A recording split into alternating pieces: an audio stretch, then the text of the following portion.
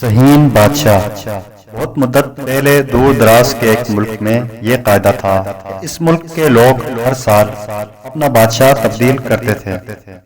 جو بھی بادشاہ بنتا وہ ایک عہد نامے پر دستخط کرتا کہ اس کی حکومت کا 1 سال مکمل ہونے کے بعد وہ اس عہدے سے دستبردار ہو جائے گا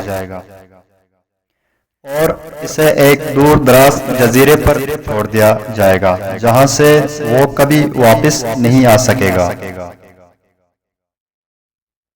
جب ایک بادشاہ کا 1 سالہ دور حکومت مکمل ہو جاتا تو اسے ایک مخصوص جزیرے پر چھوڑ دیا جاتا تھا جہاں وہ اپنی بقیہ زندگی گزارتا۔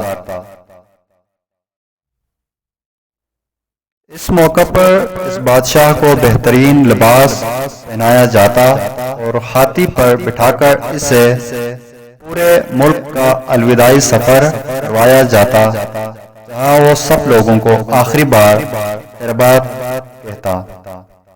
وہ بہت ہی افسوسناک اور غمزدہ لمحات ہوتے اور پھر وہاں کے لوگ بادشاہ کو اس جزیرے پر ہمیشہ کے لیے چھوڑ آتے تھے۔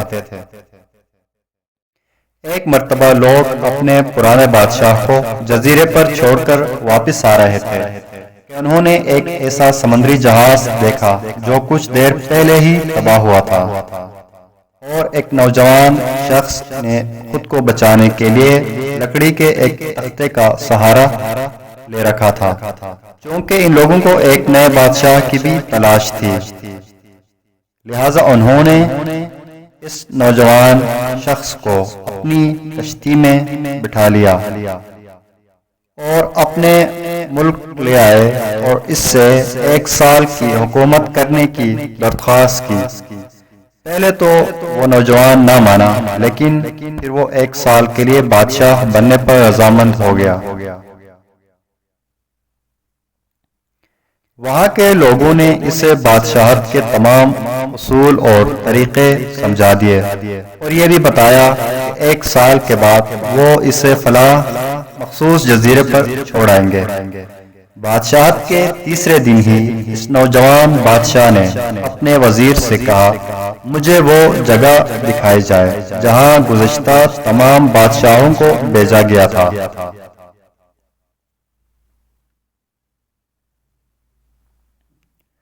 وزیر نے بادشاہ کی خواہش کا احترام کرتے ہوئے اسے وہ جزیرہ دکھانے کا اہتمام کیا۔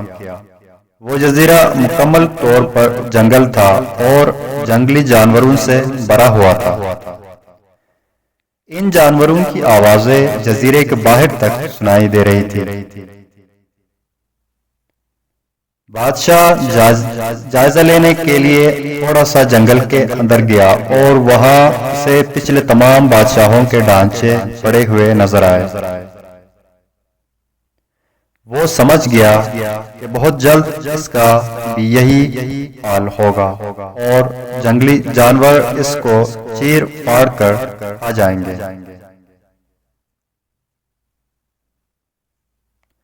ملک واپس پہنچ کر بادشاہ نے مضبوط توانا جسم کے 100 مزدور اکٹھے کیے، ان سب کو اس جزیرے پر لے گیا اور حکم دیا جنگل کو 1 ماہ میں مکمل طور پر صاف کر دیا جائے، تمام خطرناک جانوروں کو مار دیا جائے اور سب پالتو درخت کاٹ دیے جائے۔ وہ ہر ماہ خود جزیرے کا دورہ کرتا اور کام کی خود نگرانی بھی کرتا۔ پہلے مہینے میں ہی تمام خطرناک جانوروں کو مار دیا گیا اور پھر بہت سے درخت بھی کاٹ دیے گئے۔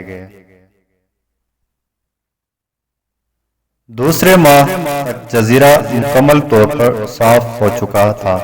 اب بادشاہ نے مزدوروں کو حکم دیا کہ جزیرے پر مختلف مقامات پر خوبصورت باغات تعمیر کیے جائے۔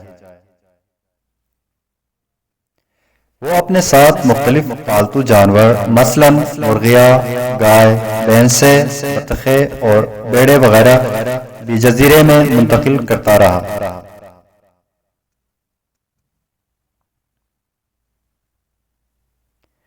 تیسرے مہینے میں بادشاہ نے اپنے مزدوروں کو حکم دیا کہ ایک شاندار گھر تعمیر کرے اور اس جزیرے پر ایک بڑی سی بندرگاہ بھی بنائے۔ گزرتے مہینوں کے ساتھ ساتھ وہ جزیرہ ایک خوبصورت شہر میں بدلتا جا رہا تھا۔ وہ نوجوان بادشاہ بہت سادہ لباس زیب تن کرتا اور اپنی ذات پر بہت کم خرچ کرتا۔ اپنی بادشاہت کی زیادہ تر کمائی وہ جزیرے کو بنانے میں لگاتا رہا۔ 10 ماہ گزر جانے کے بعد بادشاہ نے اپنے وزیر سے کہا، میں جانتا ہوں کہ 2 مہینے بعد مجھے جزیرے میں چھوڑ دیا جائے گا، لیکن میں ابھی سے وہاں جانا چاہتا ہوں۔ وزیر اور دوسرے وزراء اس بات پر متفق نہیں ہوئے اور بادشاہ سے کہا، آپ کو 2 ماہ مزید صبر کرنا ہوگا تاکہ سال مکمل ہو جائے۔ سال پورا ہو جانے کے بعد ہی آپ کو اس جزیرے پر چھوڑا جائے گا۔ بالآخر 2 ماہ مکمل ہو گئے اور بادشاہت کا 1 سال ختم ہوا۔ حسب روایت وہاں کے لوگوں نے اپنے بادشاہ کو شاندار لباس پہنایا اور ہاتھی پر بٹھایا تاکہ وہ اپنی رویا کو خیرآباد کہہ سکیں۔ خلاف توقع یہ بادشاہ اپنی الوداعی تقریب پر بہت ہی خوش تھا۔ لوگوں نے اس سے پوچھا، اس موقع پر تمام گزشتہ بادشاہ تو رو رہے تھے لیکن آپ ہنس رہے ہیں، آپ کے اس قدر خوش ہونے کی کیا وجہ ہے؟ اس نوجوان بادشاہ نے جواب دیا، تم لوگوں نے داناؤں کا وہ قول نہیں سنا، جب تم ایک چھوٹے بچے کی صورت میں اس دنیا میں آتے ہو تو تم رو رہے ہوتے ہو اور باقی لوگ سب ہنس رہے ہوتے ہیں۔ ایسی زندگی جیو کہ جب تم مرو تو تم ہنس رہے ہو اور باقی دنیا رو رہی ہو۔ میں نے ایسی ہی زندگی گزاری ہے۔ جس وقت تمام بادشاہ محل کی رنگینیوں میں کھوئے ہوئے ہوتے تھے تو میں اس وقت اپنے مستقبل کے بارے میں سوچتا تھا اور اس کے لیے لائے عمل تیار کرتا تھا۔ میں نے اب اس جزیرے کو ایک ایسی خوبصورت قیامگاہ میں تبدیل کر دیا ہے جہاں اب میں اپنی باقی زندگی نہایت چین اور آرام و سکون سے گزار سکوں۔